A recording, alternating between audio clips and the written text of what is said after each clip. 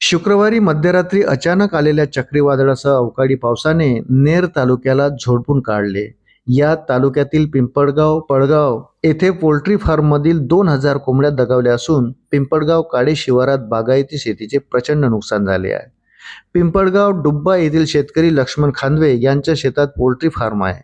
शुक्रवारी मध्यरात्री झालेल्या चक्रीवादळामुळे या पोल्ट्री फार्मचे शेड कोसळले. त्यावेळी सुमारे 2000 कोंबड्या जागीच मृत्युमुखी पडल्या. त्यामुळे संबंधित शेतकऱ्याचे अंदाजे 2 लाख रुपयाचे नुकसान झाले असून त्याच्यावर मोठे संकट ओढवले आहे. दुसरीकडे पिंपळगाव काळे येथील शेतकरी अविन तिगरकर यांच्या बागायती शेतीला फटका बसला. वादळी वाऱ्यामुळे त्यांच्या शेतातील पपई, केळी आणि लिंबू यासारखी फळझाडे उन्मळून पडली आहेत. या नैसर्गिक आपत्तीत तिगरकर यांचे सुमारे 10 लाख रुपयाचे नुकसान झाल्याचा प्राथमिक अंदाज आहे. तसेच अनेक शेतकऱ्यांच्या उन्हाळी मुगाची पिकही या पावसामुळे मातीमोल झाली आहे. तालुक्यातील अनेक गावांमध्ये या अवकाळी पावसामुळे घराची पडझड आणि शेतीचे अतोनात नुकसान झाले आहे. हात तोंडाशी आलेला घास हिरावला गेल्याने शेतकरी वर्ग हवालदिल झाला आहे. प्रशासनाने नुकसानीचे त्वरित पंचनामे करून बाधित शेतकऱ्यांना भरीव आर्थिक मदत द्यावी अशी मागणी आता जोर धरू लागली आहे.